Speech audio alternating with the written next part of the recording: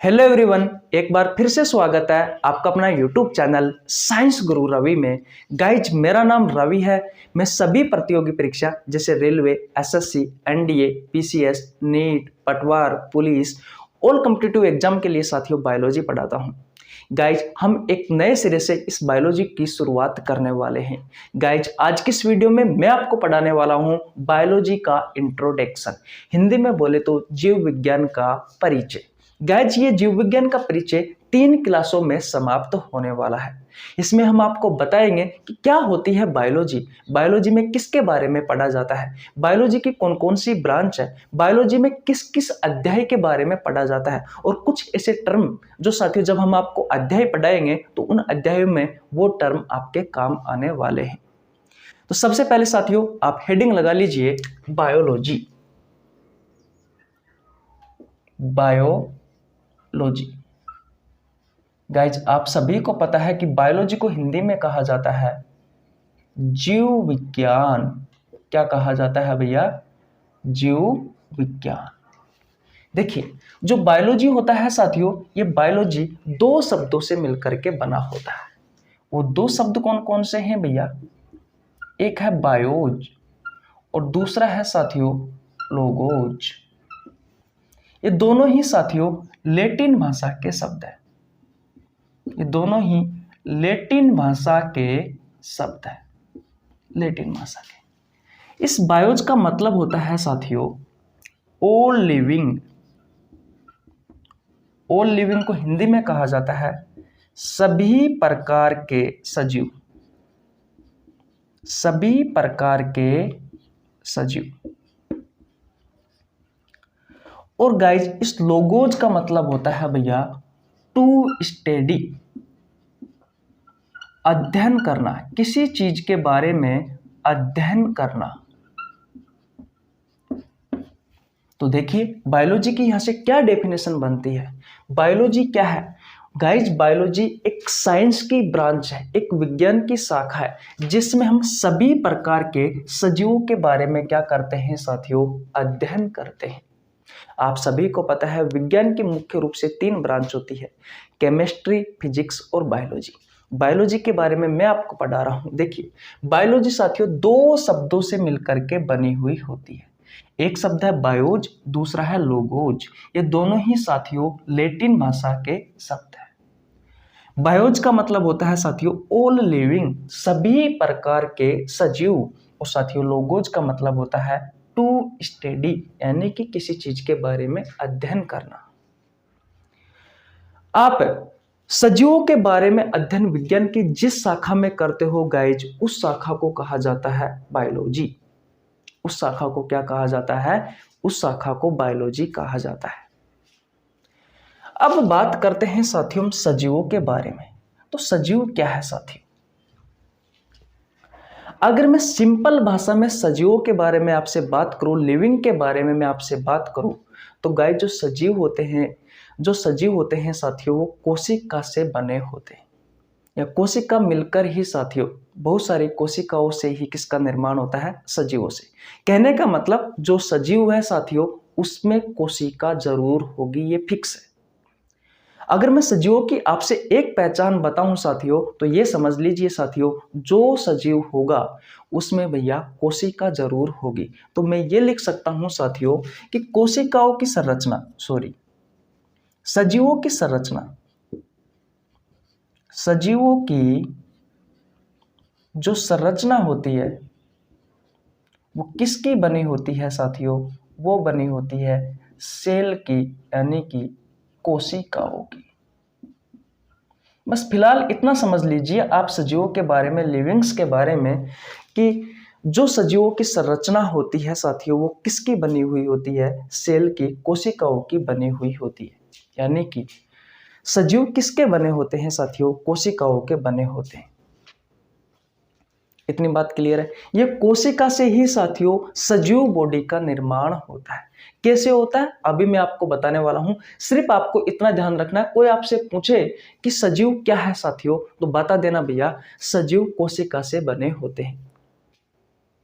किससे बने होते हैं साथियों? सजीव कोशिका से बने होते हैं। अगर मैं साथियों नॉन लिविंग की बात करूं, अगर मैं निर्जीव की बात करूं साथियों, अगर मैं निर्जीव की बात करूं तो निर्जीव की संरचना किससे बनी होती है? निर्जीव की जो बॉडी होती है, निर्जीव की जो संरचना होती है साथियों, वो किससे बनी होती है? तो वो एटॉम से बनी होती है। एटॉम का मतलब परमाणु से बनी होती है। अब निर्जीव के बारे में बात करें तो जैसे कि ये marker, board, light, AC, TV, fridge, ये माइक, ये सब क्या है साथियों? ये सब निर्जीव है गाइज। ये सब क्या है? निर्जीव है। और निर्जीव के बारे में साथियों हम किस में पढ़ते हैं? निर्जीव के बारे में हम पढ़ते हैं साथियों केमिस्ट्री और फिजिक्स में। आपने सुना होगा साथियों एटॉम्स, परमाणु, अणु, तत्व, गैस, धातु, अधातु, इन सभी के बारे में साथियों हम पढ़ते हैं भैया रसायन विज्ञान, केमिस्ट्री व भैया भौतिक विज्ञान। किसमें पढ़ते हैं साथियों? हम रसायन विज्ञान में, भौतिक विज्ञान में पढ़ते हैं।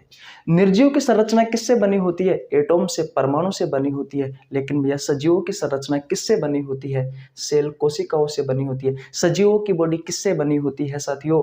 सेल से, कोशिकाओं से बनी होती है। और विज्ञान की वह शाखा साथियों जिसमें हम सजीवों के बारे में अध्ययन करते हैं, उस शाखा को कहा जाता है बायोलॉजी। मैंने आपको बताया कि बायोलॉजी दो शब्दों से मिलकर बनी होती है, बायोज और लोगोज। बायोज का मतलब होता है ऑल लिविंग, सभी प्रकार के सजीव, और लोगोज का मतलब होता है टू स्टडी, यानी कि अध्ययन करना।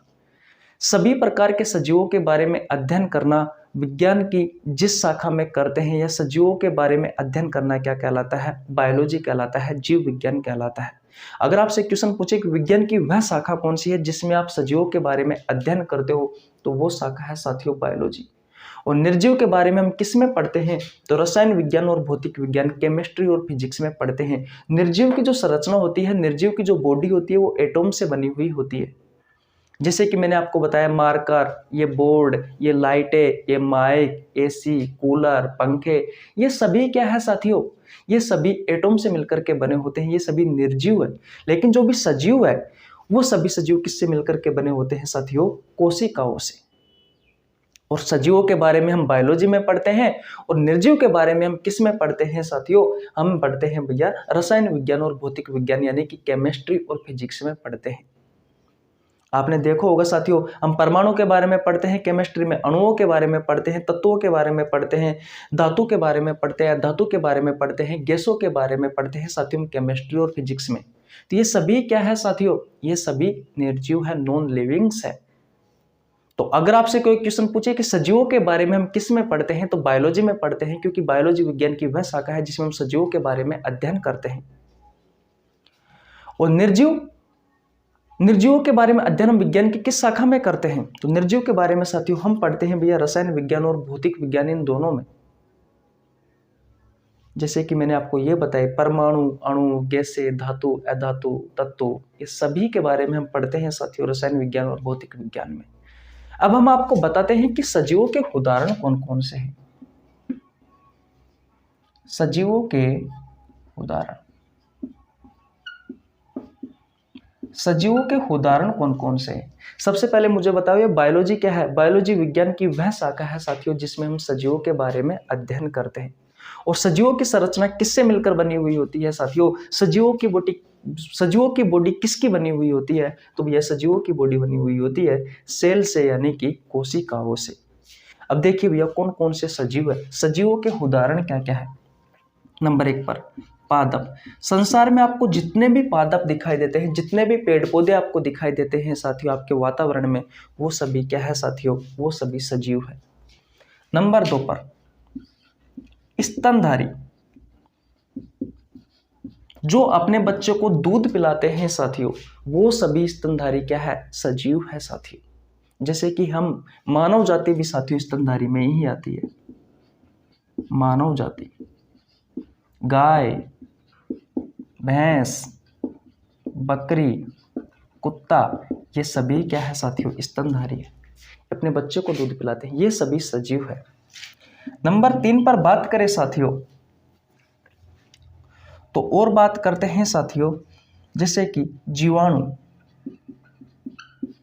जितने भी जीवाणु हैं साथियों सभी सजीव होते हैं। नंबर 4 पर बात करते हैं कवक। जितने भी फंगी है वो सभी क्या है साथियों, सजीव है। शैवाल, एल्गी, ये सभी क्या है साथियों, ये सभी सजीव है। मेंढक, उभयचर, पक्षी, सरीसृप, ये सभी क्या है साथियों, ये सभी सजीव है। तो सजीवों का अध्ययन हम विज्ञान की जिस शाखा में करते हैं उस शाखा को क्या कहा जाता है, उस शाखा को बायोलॉजी कहा जाता है। और बायोलॉजी में हम किसके बारे में पढ़ेंगे, प्लांट्स के बारे में पढ़ेंगे, पेड़ पौधों के बारे में पढ़ेंगे, स्तनधारी मैमल्स के बारे में पढ़ेंगे, जिसमें हमारा जो सिलेबस है साथियों वो हम ह्यूमन फिजियोलॉजी के बारे में पढ़ते हैं, मानव शारीरिकी के बारे में पढ़ते हैं, हमारे शरीर के बारे में पढ़ते हैं हमारे सिलेबस में। और जो हमसे हमारी प्रतियोगी परीक्षाओं में जो क्वेश्चन पूछे जाते हैं साथियों वो हमारे शरीर से पूछे जाते हैं। जूलॉजी और बॉटनी साथियों 2 सब्जेक्ट हम पढ़ते हैं। माइक्रोबायोलॉजी के बारे में भी पढ़ते हैं, ऐसी बात नहीं है, लेकिन वहाँ से आपकी प्रतियोगी परीक्षाओं में बहुत कम चांस होता है कि वहाँ से क्वेश्चन पूछे जाए। ज़्यादातर जो क्वेश्चन पूछे जाते हैं साथियों वो पूछे जाते हैं जूलॉजी से और बॉटनी से। जूलॉजी में साथियों हम पूरे किसके बारे में पढ़ते हैं, हम हमारे शरीर के बारे में पढ़ते हैं। और बॉटनी में साथियों हम पेड़ पौधों के बारे में पढ़ते हैं। इतनी बात क्लियर है। बैक्टीरिया के बारे में भी आपको पढ़ाएंगे, कवक के बारे में भी हम आपको पढ़ाएंगे, कवक के बारे में भी हम, शैवालों के बारे में भी हम आपको पढ़ाएंगे। ये सभी क्या है साथियों, ये सभी भैया सजीव है, लिविंग्स है। लेकिन भैया आपने नाम सुन रखा होगा वायरस। ये क्या है साथियों, वायरस। कोई मुझे बताएगा वायरस क्या है, क्या वायरस सजीव है या निर्जीव है? तो गाइज याद रखना, जो वायरस होता है वो ना तो सजीव है और ना ही निर्जीव है। ये सजीव और निर्जीव के बीच की योजक कड़ी है, यानी कि सजीव और निर्जीव को जोड़ने वाली कड़ी है। गाइज मैंने आपको क्या बताया था कि सजीव क्या होते हैं, यानी कि सजीव वो होते हैं, वो संरचना होती है जिनमें क्या पाई जाती है, कोशिका पाई जाती है। लेकिन याद रखना मेरे दोस्त, जो वायरस होता है इसमें भैया कोशिका नहीं पाई जाती, कोशिका नहीं पाई जाती। लेकिन साइंस ये कहती है साथियों कि सजीव वो है जिसमें कोशिका है। लेकिन भैया इस वायरस में तो कोशिका है ही नहीं। तो ये वातावरण में तो साथियों, बाहर वातावरण में तो साथियों, एनवायरमेंट में तो साथियों ये निर्जीव की तरह कार्य करता है। ये वातावरण में तो साथियों निर्जीव की तरह कार्य करता है। किसकी तरह भैया, निर्जीव की तरह कार्य करता है। और जैसे ही इसे कोई होस्ट सेल मिलती है, अब बात आती है कि होस्ट सेल क्या है। तो लिविंग बॉडी साथियों इन वायरस के लिए क्या होती है साथियों, होस्ट सेल होती है। जैसे कि हमारी बॉडी, कुत्तों की बॉडी, चमगादड़ की बॉडी, सांप की बॉडी, गाय की बॉडी, भैंस की बॉडी, ये सभी साथियों इनके लिए क्या होती है, वायरस के लिए होस्ट सेल होती है। जैसे ही साथियों इन वायरस को कोई होस्ट सेल मिल जाती है, ये साथियों सजीव की तरह व्यवहार करने लग जाता है। ये भैया सजीव की तरह व्यवहार करने लग जाता है। ये गाइड सजीव की तरह व्यवहार करने लग जाता है। बाहर था तब ये साथियों निर्जीव की तरह व्यवहार कर रहा था, लेकिन जैसे इसे कोई होस्ट सेल मिली, कोई लिविंग बॉडी मिली साथियों, और ये सजीव की तरह व्यवहार करने लग गया। अपनी फोटोकॉपी बनाने लग जाता है, रिप्रोडक्शन करने लग जाता है साथियों हमारे शरीर में आकर के। ये होस्ट सेल में आकर के रिप्रोडक्शन करने लग जाता है, अपनी जैसी फोटोकॉपी बनाने लग जाता है, न्यूट्रिशन करने लग जाता है साथियों ये। इसलिए साथियों इसे सजीव व निर्जीव के बीच की योजक कड़ी कहा जाता है। याद रखना साथियों, आपसे आपकी प्रतियोगी परीक्षाओं में क्वेश्चन पूछा जाता है कि सजीव व निर्जीव के बीच की योजक कड़ी कौन सी है, तो भैया वायरस है। इंपॉर्टेंट है, आपसे आपके प्रतियोगी परीक्षाओं में क्वेश्चन पूछा गया है, आगे भी पूछे जाने की संभावना है। एक बात और मैं आपको बता दूं साथियों, मैं आपको वही पढ़ाऊंगा जो आपकी प्रतियोगी परीक्षाओं के लिए बहुत ज़्यादा इंपॉर्टेंट है। आप मेरा लेवल देख लेना, बिल्कुल 0 लेवल से लेकर के हाई लेवल तक लेके जाऊंगा। सिंगल क्वेश्चन भी नहीं छोड़ूंगा साथियों जो अब तक आपसे आपकी प्रतियोगी परीक्षाओं में नहीं पूछा गया। पूरी बायोलॉजी उठा के देख लेना, एक बार मेरा सिलेबस पढ़ लेना, अगर समझ में ना आए तब कहना, और आपके प्रतियोगी परीक्षाओं में क्वेश्चन छूट जाए तब आप कहना मेरे से। इतनी बात क्लियर है? ओके। तो गाइज अगर आपसे क्वेश्चन पूछा जाए कि सजीव और निर्जीव के बीच की योजक कड़ी कौन सी है, तो भैया वायरस है। कौन है? वायरस। बोलो, समझ में आ रहा है? मैंने आपको बताया है गाइज, मेरा नाम रवि है। मैं सभी प्रतियोगी परीक्षाओं के लिए बायोलॉजी पढ़ाता हूं। जो कंटेंट आपको पेड कोर्स में उपलब्ध नहीं होगा, उससे अच्छा कंटेंट साथियों मैं आपको यूट्यूब पर फ्री ऑफ कॉस्ट उपलब्ध कराऊंगा। बस आपको कुछ नहीं करना, आपको हमारे साथ जुड़ना है। आपको हमारे चैनल को सब्सक्राइब करना है, बेल आइकन को प्रेस करना है, जिससे आपके पास हमारी वीडियो का नोटिफिकेशन टाइम टू टाइम पहुंच सके। हमारे जितने भी भाई बंधु हैं जो गवर्नमेंट जॉब की तैयारी कर रहे हैं, अगर उनको ऐसा लगता है कि बायोलॉजी कठिन है, बायोलॉजी हमारे समझ में नहीं आती, तो प्लीज मेरे साथ सिर्फ 5 दिन दे दीजिए, 5 दिन मुझे दे दीजिए। मेरे ऊपर विश्वास करिए, सिर्फ 5 दिन आपको बायोलॉजी से प्यार हो जाएगा। सिर्फ 5 दिन मेरे साथ जुड़िए, आप अपने आप 6ठे दिन आप मेरे साथ जुड़ जाओगे, ये मेरी गारंटी है। इतना मैं आपको यकीन दिला दूं। तो अब आपको थोड़ा बहुत समझ में आ गया होगा साथियों, अब तक मैंने जो पढ़ाया है उसके बारे में। एक बार और रिवीजन करवाता हूं, फिर हम आगे बढ़ते हैं। देखिए, बायोलॉजी गाइज, बायोलॉजी 2 शब्दों से मिलकर के बनी हुई होती है, बायोज और लोगोज। दोनों ही लैटिन भाषा के शब्द है। इस बायोज को इंग्लिश में कहा जाता है, इसका मतलब होता है ऑल लिविंग, और इसे हिंदी में कहा जाता है ऑल लिविंग का मतलब होता है सभी प्रकार के सजीव। और गाइज, लोगोज का मतलब होता है टू स्टडी, यानी कि अध्ययन करना। सभी प्रकार के सजीवों के बारे में अध्ययन करना क्या कहलाता है? बायोलॉजी कहलाता है। आपसे आपके प्रतियोगी परीक्षाओं में क्वेश्चन पूछा जाता है साथियों कि विज्ञान की वह शाखा कौन सी है जिसमें हम सजीवों के बारे में अध्ययन करते हैं? तो गाइज, वो शाखा है भैया बायोलॉजी। सजीवों के बारे में साथियों अभी मैंने सिर्फ आपको इतना बताया है साथियों कि सजीव वह है जिसमें कोशिका पाई जाती है। सजीव वह है साथियों जिसमें कोशिका पाई जाती है। अगर कोई सजीव है और उसमें कोशिका नहीं है, तो समझ लेना भैया वो सजीव नहीं है। सजीव वो ही है जिसमें कोशिका पाई जाती है। मैंने यहाँ पर आपको एक लाइन लिखाई थी कि सजीवों की संरचना किसकी बनी हुई होती है? कोशिकाओं की बनी हुई होती है। और निर्जीव की जो संरचना होती है साथियों, वो एटॉम की बनी हुई होती है। जैसे कि मार्कर निर्जीव है, जैसे कि बोर्ड, व्हाइट बोर्ड निर्जीव है, जैसे कि ये लाइट क्या है? निर्जीव है, जैसे कि ये मेरा मार्कर, ये माइक निर्जीव है, एसी निर्जीव है, टीवी निर्जीव है, पंखा निर्जीव है, कूलर निर्जीव है, फ्रिज निर्जीव है। ये सभी किससे मिलकर के बने होते हैं बेटा? एटॉम्स, यानी कि परमाणु से मिलकर के बने होते हैं। अब बात आती है साथियों कि बायोलॉजी में तो हम सजीवों के बारे में पढ़ते हैं, लेकिन केमिस्ट्री और फिजिक्स में हम किसके बारे में पढ़ते हैं? तो बेटा याद रखना, हम निर्जीव के बारे में पढ़ते हैं, जैसे कि atoms, molecules, gases, metals, non metals, है कि नहीं? ये सभी क्या है साथियों? ये सभी निर्जीव है, और इनके बारे में हम किस में पढ़ते हैं? हम केमिस्ट्री और फिजिक्स में पढ़ते हैं, यानी कि रसायन विज्ञान और भौतिक विज्ञान में पढ़ते हैं।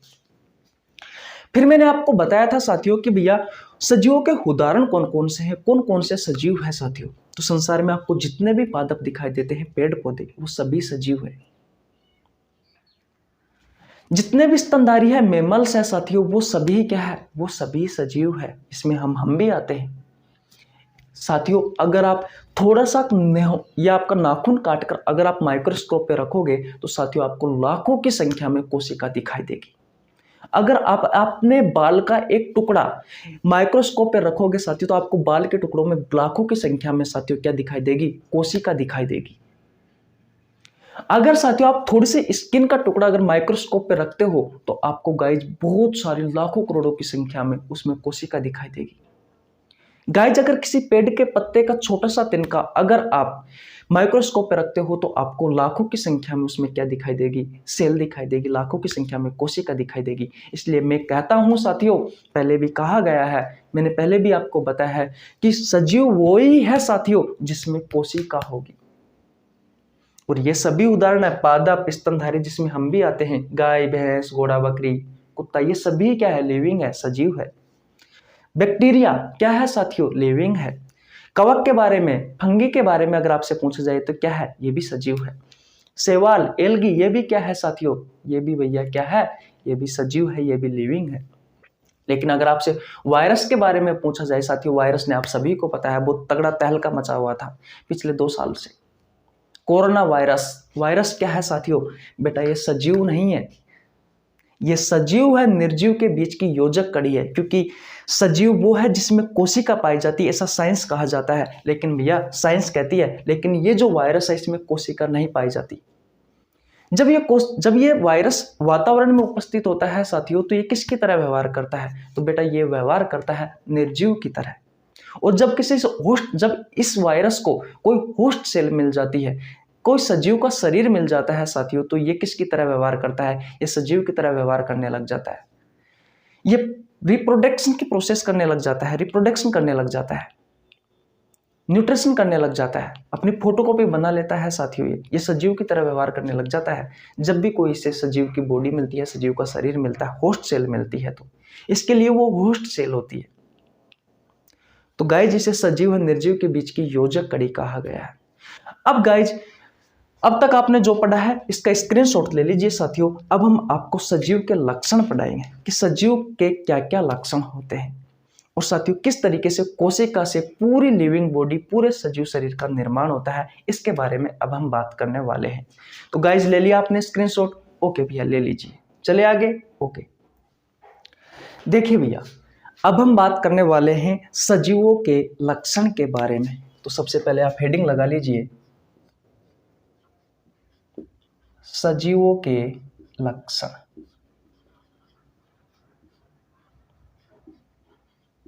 गाइज एनसीईआरटी में एक लाइन है, एनसीईआरटी में एक लाइन है साथियों सजीवों के लक्षण से संबंधित। वो लाइन क्या है? ऐसी कोई संरचना, ऐसी कोई संरचना जिसमें, ऐसी कोई संरचना जिसमें कोशिकीय संगठन वह जीवित कोशिका हो, वह जीवित कोशिका हो, वो क्या है साथियों? वो सजीव है। वो क्या है भैया? वो सजीव है। मैंने कहा कि ऐसी कोई संरचना साथियों जिसमें कोशिकीय संगठन हो, कोशिकाओं का संगठन हो और जीवित कोशिका हो साथियों, वो क्या है? वो ही भैया सजीव है। इससे ये बात तो साबित होती है साथियों कि सजीव की जो संरचना होती है उसमें बहुत सारी कोशिकाओं का संगठन होता है और जीवित कोशिका भी पाई जाती है। इतनी बात क्लियर? गाइज एक बात का ध्यान रखना, जो कोशिका होती है, जो सेल होती है, कोशिका सेल, ये भैया सजीवों के शरीर की, सजीवों के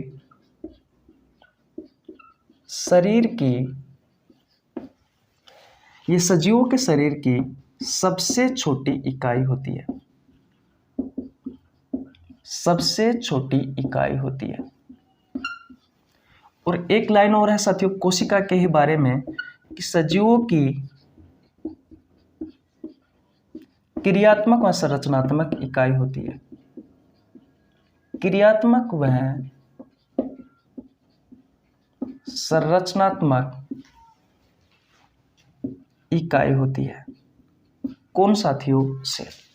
ये दोनों ही तथ्य साथियों किसने दिए थे? रॉबर्ट हुक जी ने दिए थे।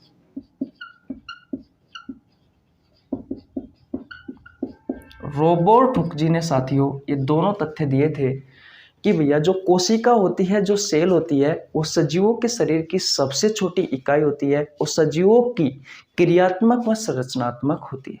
सजीवों में कार्य करने वाली इकाई भी यही है और सजीवों को संरचना देने वाली इकाई भी यही है। और साथियों सजीवों के शरीर की सबसे छोटी इकाई होती है। इसका मतलब क्या है? देखिए साथियों समझिए, आपको बहुत अच्छे से समझ में आएगा। जब भी किसी सजीव का साथियों निर्माण होता है, जब भी किसी सजीव का निर्माण हो रहा होता है तो साथियों सबसे पहले एक सेल का निर्माण होता है।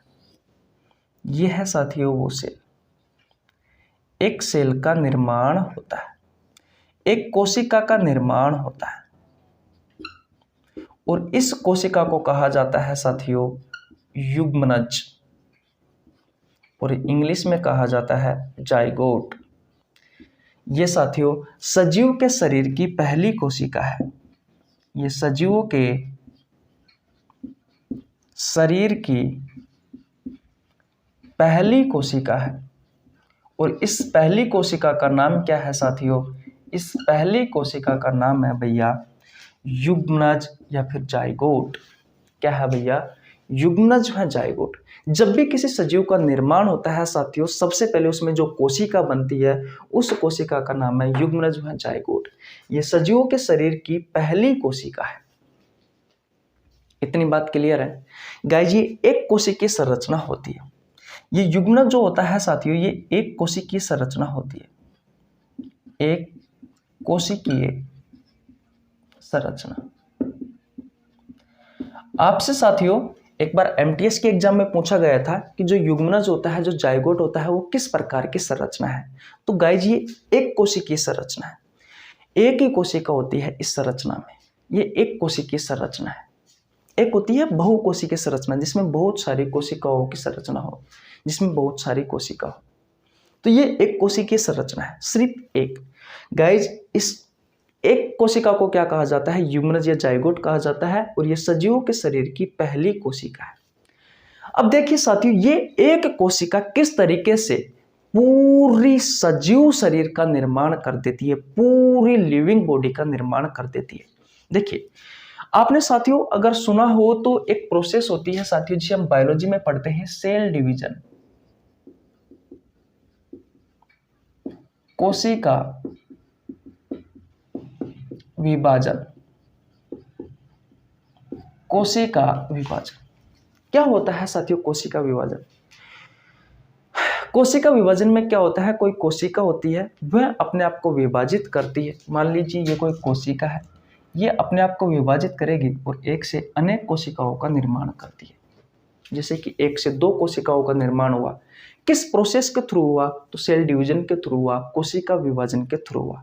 गाइस सबसे पहले कोशिका विभाजन के बारे में 1855 में एक रुडोल्फ वर्चोव नाम का एक वैज्ञानिक था, उसने बताया था भैया कोशिका विभाजन के बारे में। तो कोशिका विभाजन में क्या होता है साथियों? कोई कोशिका होती है, वह अपने आप को डिवाइड करती है और एक से अन्य कोशिकाओं का निर्माण होता है। एक कोशिका डिवाइड होगी, दो कोशिकाओं का निर्माण होगा, 2 से 4, 4 से 8, 8 से 16, 16 से 32, 32 से 64।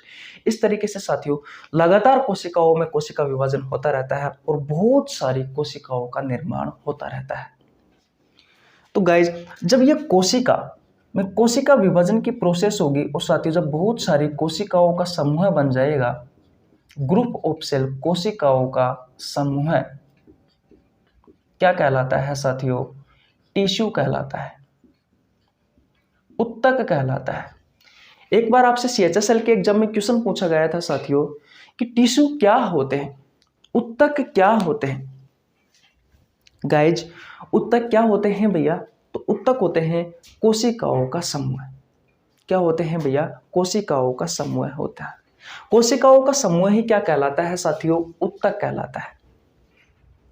कोशिकाओं का समूह क्या कहलाता है साथियों? कोशिकाओं का समूह उत्तक कहलाता है। यह क्वेश्चन आपसे आपकी एग्जाम में क्वेश्चन पूछा गया था। उत्तक के बारे में साथियों सबसे पहले 1824 में ड्यूट्रोचेट नाम का एक वैज्ञानिक था साथियों, उसने बताया था। इस लाइन को भी आप नोट कर लेना। अब साथियों होता क्या है, जब ये उत्तक समूह बना लेते हैं, एक प्रकार के उत्तक एक तरफ, दूसरी प्रकार के उत्तक दूसरी तरफ, तीसरी प्रकार के उत्तक तीसरी तरफ, जब साथियों जब ये टिश्यू, जब ये उत्तक समूह बना लेते हैं, जब ये उत्तक समूह बना लेते हैं, उत्तकों का समूह, जब ये उत्तकों का समूह, उत्तक जब समूह बना लेते हैं साथियों, तो किसका निर्माण होता है? ऑर्गन का, यानी कि अंग का। जैसे कि हाथ, पैर, नाक, कान, आँख, लीवर, पेंक्रियाज, किडनी, फेफड़े, हृदय, थाइमस, ये सभी क्या है साथियों? ये सभी ऑर्गन्स है, ये सभी अंग है। और अंगों का निर्माण कब होता है? जब भैया उत्तक समूह बना लेते हैं, तब भैया अंगों का निर्माण होता है। इतनी बात क्लियर है। और जब भैया अंग समूह बना लेते हैं, जैसे कि मान लीजिए कोई अंग है, जैसे कि 3-4 अंग है, वो एक जैसे कार्य करते हैं, तो साथियों अंगों का वो जो समूह होता है, अंगों का समूह, अंगों का समूह, अंगों का समूह कहलाता है साथियों ऑर्गन सिस्टम। ऑर्गन सिस्टम, अंग तंत्र। जैसे मैं आपको बताता हूं, जैसे कि हम पाचन तंत्र के बारे में पढ़ते हैं, तो पाचन तंत्र के बारे में हम मुंह के बारे में पढ़ते हैं, दांतों के बारे में पढ़ते हैं, जीभ के बारे में पढ़ते हैं, भोजन नली के बारे में पढ़ते हैं, पेट के बारे में पढ़ते हैं, छोटी आंत के बारे में पढ़ते हैं, बड़ी आंत के बारे में पढ़ते हैं, इन सभी के बारे में पढ़ते हैं। तो ये साथियों बहुत सारे, जब ये सारों अंगों ने समूह बनाया तब जाकर के साथियों किसका निर्माण हुआ, एक सिस्टम का, एक तंत्र का निर्माण हुआ। वो तंत्र है पाचन तंत्र। जैसे कि अगर हम श्वसन तंत्र में किस किस के बारे में पढ़ते हैं, हम पढ़ते हैं साथियों ट्रेकिया, जिसे आप विंड पाइप कहते हो, नोज यानी कि नाक के बारे में, ब्रोंकाई, ब्रोंक्यूल्स, एल्वियोली, फेफड़े, इन सभी के बारे में पढ़ते हैं साथियों, आप सभी को पता है। तो जब इतने सारे अंगों ने समूह बनाया तो किसका निर्माण हुआ, रेस्पिरेटरी सिस्टम का, श्वसन तंत्र का। ऐसे ही साथियों जब अंग समूह बना लेते हैं, जो एक जैसे कार्य करते हैं, ऐसे अंग जब समूह बना लेते हैं तो वो होता है ऑर्गन सिस्टम, अंग तंत्र।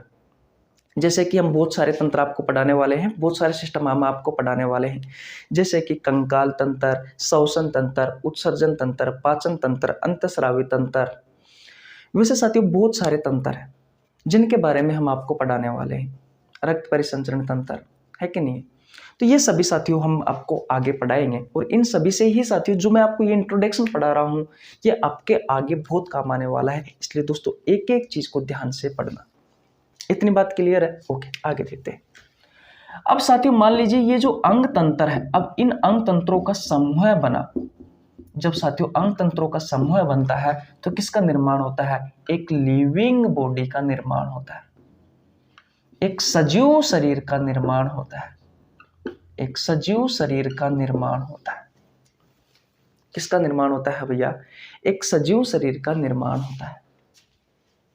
बोलो। तो गाइज किस तरीके से एक कोशिका से गाइज पूरे शरीर का निर्माण हुआ।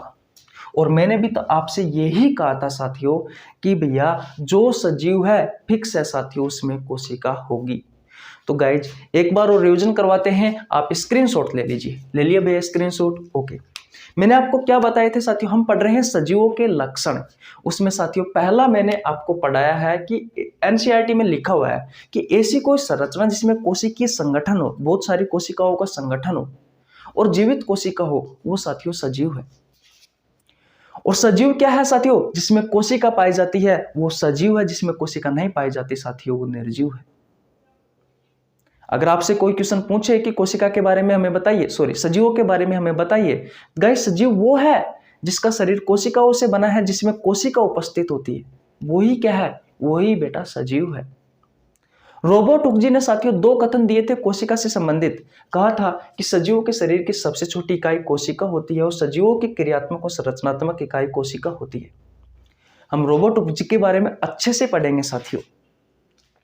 इन्होंने सबसे पहले कोशिका की खोज की थी साथियों। रोबर्ट हुक जी ने 1665 में मर्त कोशिका की खोज की थी। जब हम कोशिका विज्ञान वाला चैप्टर पढ़ेंगे साथियों, जब हम पूरे कम से कम 10 से 12 क्लासों में हम आपको कोशिका के बारे में पढ़ाएंगे। फिलहाल आपको इतना ध्यान रखना है कि सजीवों के शरीर की सबसे छोटी इकाई होती है कोशिका और सजीवों की क्रियात्मक व संरचनात्मक इकाई होती है दोस्तों कोशिका।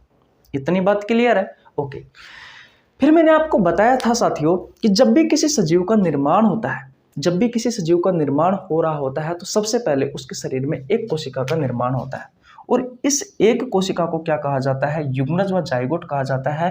ये साथियों सजीवों के शरीर की पहली कोशिका है और ये एक कोशिकीय संरचना है। कहने का मतलब यह संरचना सिर्फ एक कोशिका से मिलकर के बनी हुई होती है। इतनी कहानी आपको समझ में आ गई। अब साथियों होता क्या है, उसके बाद में सेल डिवीजन की प्रोसेस होती है, कोशिका विभाजन की प्रोसेस होती है, जिसके बारे में 1855 में रुडोल्फ पर्चो नाम के वैज्ञानिक ने बताया। उन्होंने कहा कि कोई कोशिका होती है, वह कोशिका अपने आप को डिवाइड करती है, विभाजित करती है और एक से अनेक कोशिकाओं का निर्माण करती है। एक से दो कोशिका बनती है, 2 से 4, 4 से 8, 8 से 16, 16 से 32, 32 से 64। इस तरीके से लगातार सेल डिवीजन होता रहता है, कोशिका विभाजन होता रहता है। और जब बहुत सारी कोशिका आपस में समूह बना लेगी साथियों तो किसका निर्माण होता है, टिश्यू का निर्माण होता है। टिश्यू के बारे में एमटीएस में पूछा गया था कि क्या होते हैं tissue. Guys group of cell, कोशिकाओं का समूह ही क्या कहलाता है, टिश्यू उत्तक कहलाता है। कोशिकाओं का समूह ही क्या कहलाता है साथियों, कोशिकाओं का समूह ही टिश्यू और उत्तक कहलाता है। और जब साथियों उत्तक समूह बना लेते हैं तो अंग का निर्माण होता है, जैसे कि हाथ, पैर, नाक, कान, है कि नहीं है। और बात करें तो लीवर, किडनी, अग्नाशय, ये क्या है सभी, ये सभी साथियों आपके ऑर्गन है, अंग है। और जब साथियों अंग समूह बना लेते हैं तो अंग तंत्र का निर्माण होता है, जैसे कि पाचन तंत्र, श्वसन तंत्र, उत्सर्जन तंत्र, प्रजनन तंत्र, कंकाल तंत्र, रक्त परिसंचरण तंत्र, अंतःस्रावी तंत्र, इन सभी तंत्रों का निर्माण होता है। और जब साथियों ये ऑर्गन सिस्टम, ये अंग तंत्र गाय जब समूह बना लेते हैं तो किसका निर्माण होता है बेटा, लिविंग बॉडी का, एक सजीव शरीर का निर्माण होता है।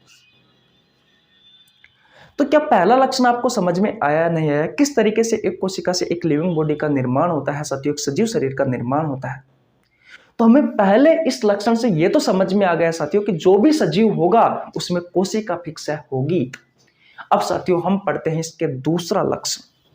अगर सजीव है तो उसमें दूसरा क्या लक्षण हो सकता है साथियों। अगर ये बात आपको समझ में आ गई है बेटा तो स्क्रीनशॉट ले लीजिए। ले लिया स्क्रीनशॉट, ओके। देखिए भैया, अब हम पढ़ते हैं कि सजीवों का दूसरा क्या लक्षण है। देखिए बेटा, दूसरा लक्षण है भैया, कोई भी सजीव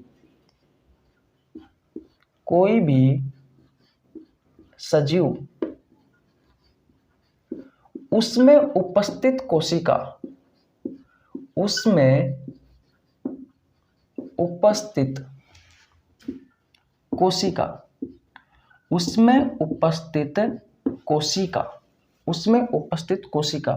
इस कोशिका में साथियों जीव द्रव्य उपस्थित होना चाहिए। जीव द्रव्य उपस्थित होना चाहिए।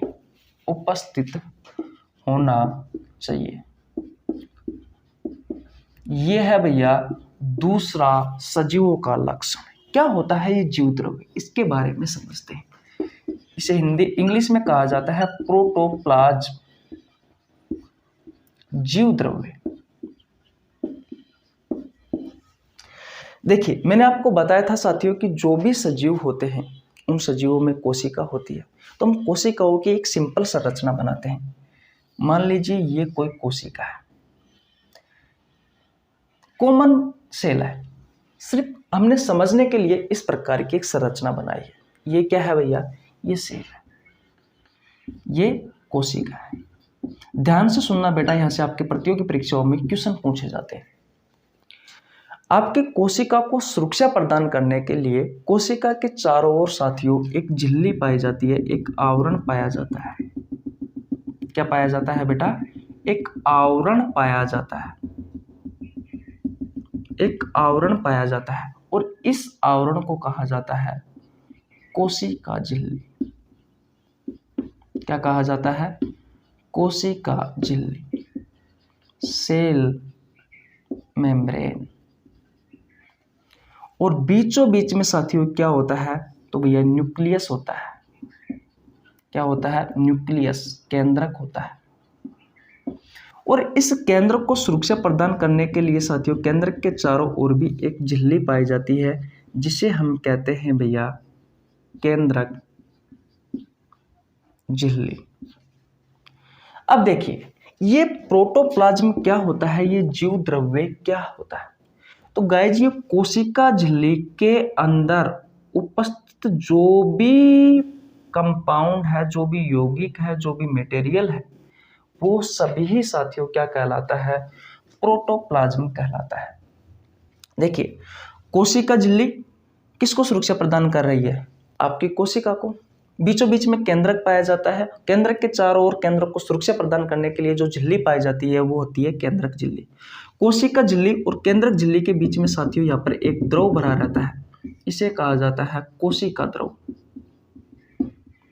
ध्यान से सुन लेना, समझ में नहीं आए तो बता देना, कोशिका द्रव। कोशिका झिल्ली और केंद्रक झिल्ली के बीच में साथियों एक द्रव भरा रहता है, यहाँ पे वो होता है कोशिका द्रव। और केंद्रक झिल्ली के अंदर साथियों जो द्रव भरा रहता है उसे कहा जाता है केंद्रक द्रव। बोलो, इतनी कहानी आपको समझ में आई। तो भैया अब सुनिए, ये जो कोशिका द्रव होता है, इस कोशिका द्रव में होता है mitochondria, endoplasmic reticulum, lysosome, ribosome, vacuoles, ये सभी साथियों इसमें उपस्थित होते हैं। अभी तक आपको समझ में नहीं आया होगा कि साथियों ये प्रोटोप्लाज्म है क्या। पहले एक बार और समझ लीजिए साथियों, ये एक कोशिका की संरचना है। कोशिका को सुरक्षा प्रदान करने के लिए कोशिका के चारों ओर जो झिल्ली उपस्थित होती है साथियों, उसे कहा जाता है कोशिका झिल्ली। इसके बीचों बीच में साथियों क्या होता है, ये केंद्रक है भैया, केंद्रक होता है। और केंद्रक को सुरक्षा प्रदान करने के लिए केंद्रक के चारों ओर जो झिल्ली पाई जाती है उसे केंद्रक झिल्ली कहा जाता है। कोशिका झिल्ली ये रहा और केंद्रक झिल्ली ये रहा, इन दोनों के बीच में साथियों एक लिक्विड द्रव उपस्थित होता है जिसे कहा जाता है कोशिका द्रव।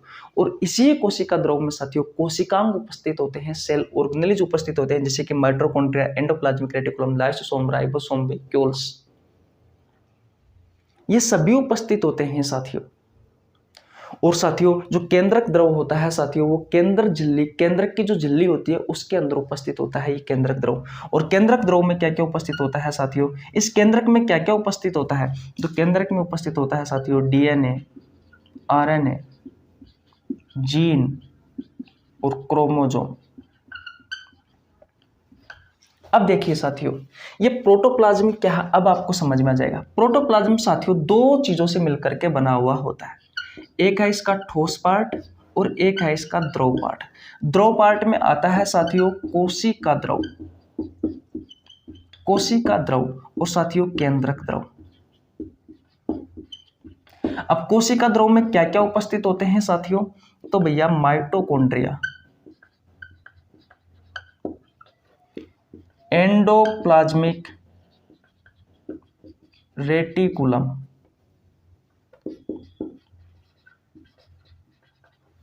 और लाइसोसोम,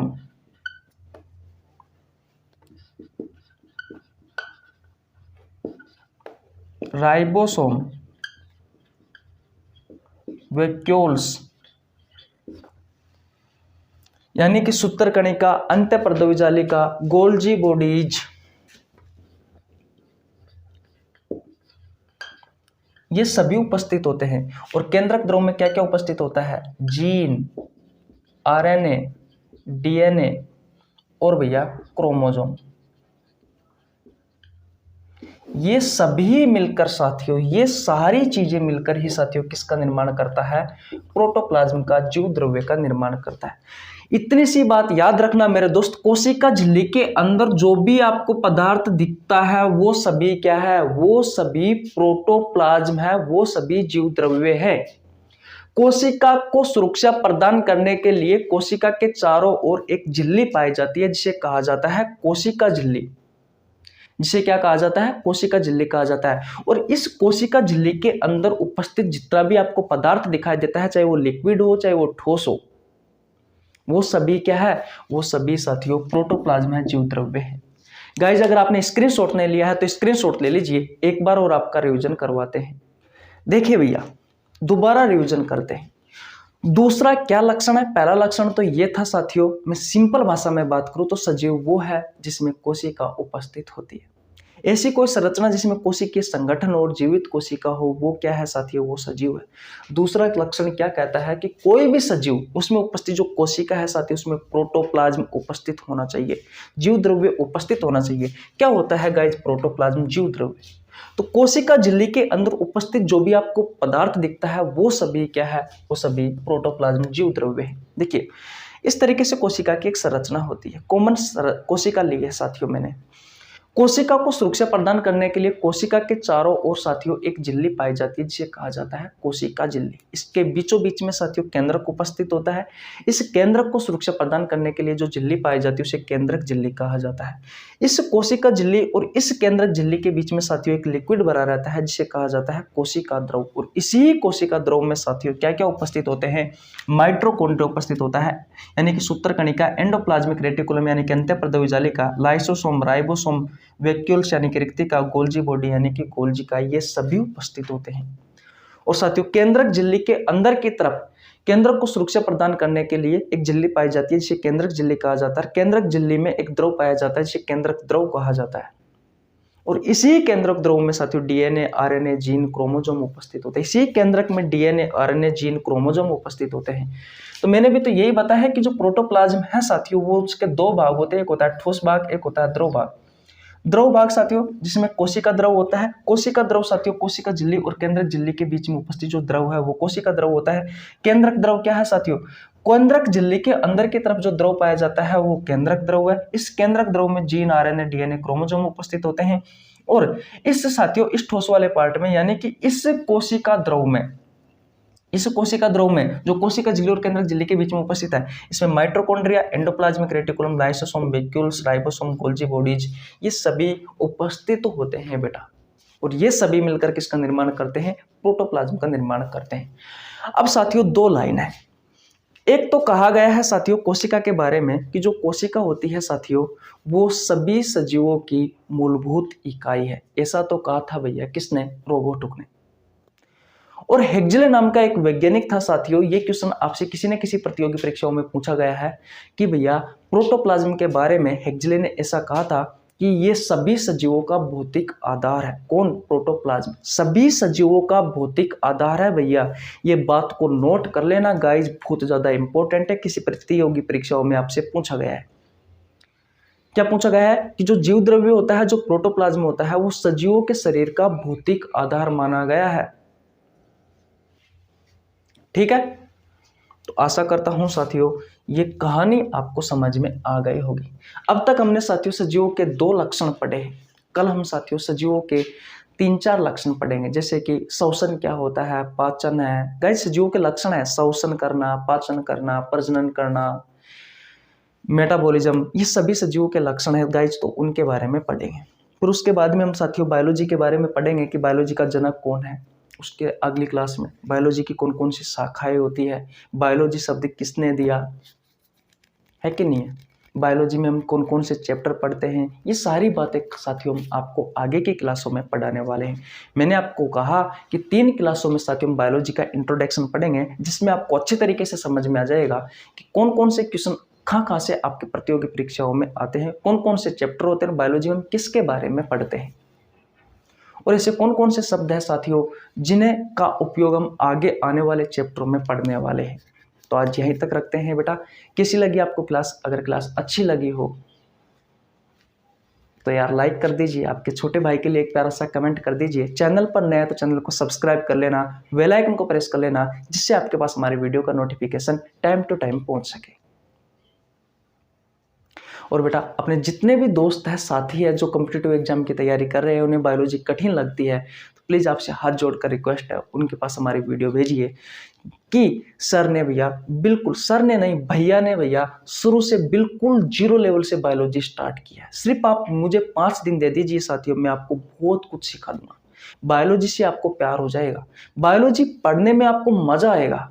मैं आपको बताऊं गाइज, मेरे ना तो 12th में बायोलॉजी थी, ना ही मैंने बायोलॉजी से संबंधित कुछ कर रखा है, फिर भी मुझे बायोलॉजी पढ़ने में मजा आता है। बस ये इंटरेस्ट, ये मजा, ये प्यार, आज मैं आपको देख लीजिए बायोलॉजी पढ़ा रहा हूँ, बायोलॉजी सिखा रहा हूँ, क्योंकि मुझे इस चीज़ से प्यार है। अगर आपको भी इस चीज़ से प्यार हो जाएगा साथियों तो आपकी ज़िंदगी बन जाएगी, आपके माँ बाप के सपने पूरे हो जाएंगे, आपके सपने पूरे हो जाएंगे और हम आपको जीत दिलाकर ही रहेंगे। याद रखना गाइज, ये बायोलॉजी सभी प्रतियोगी परीक्षाओं के लिए मैं आपको पढ़ा रहा हूँ। अगर आप कोई सी भी प्रतियोगी परीक्षाओं की तैयारी कर रहे हैं तो सभी प्रतियोगी परीक्षाओं के लिए गाइज ये उपयोगी है। बहुत सारे से कहेंगे सर ये बायोलॉजी का आप पढ़ा रहे हो, ये सिलेबस जो आप कंटेंट करवा रहे हो किस एग्जाम के लिए उपयोगी है। बेटा कोई सी भी प्रतियोगी परीक्षा हो, कोई सी भी वनडे कॉम्पिटिटिव एग्जाम हो, सभी एग्जाम के लिए बेटा ये उपयोगी रहेगी। मैंने आपको बता दिया मेरा नाम रवि है, मैं राजस्थान स्वायमाधोपुर से, आपने देखा होगा त्रिनेत्र गणेश जी है रणथंभौर अभ्यारण्य में, वहां से बिलोंग करता हूं। जो भी आपका क्वेश्चन है आप कमेंट बॉक्स में बताइए, हम आपका आंसर जरूर देंगे, रिप्लाई जरूर देंगे। कोई बात समझ में नहीं आती तो कमेंट बॉक्स में आप बता सकते हो। बस हमारे साथ जुड़ जाइए और जो भी अपने भाई बंधु है जिन्हें बायोलॉजी कठिन लगती है वो पढ़ सकते हैं हमारे साथ। तो आशा करता हूँ आज की क्लास आपको बहुत अच्छे से समझ में आ गई होगी। बेटा मिलते हैं इसकी नेक्स्ट वीडियो में, तब तक के लिए जय हिंद जय भारत। अभी तक मैंने टाइम फिक्स नहीं किया है, जैसे ही मैं यहाँ पर टाइम फिक्स करता हूँ साथियों कि फिक्स उस टाइम पर ये क्लास आएगी तो गाइज उस टाइम पर ये क्लास आपको मिल जाएगी। 1-2 दिन का शेड्यूल बनाता हूँ, जैसे ही सेटलमेंट बैठता है फिर हम टाइम फिक्स कर देंगे। ठीक है, ओके, मिलते हैं गाइज नेक्स्ट वीडियो में, तब तक के लिए जय हिंद जय भारत, राम राम।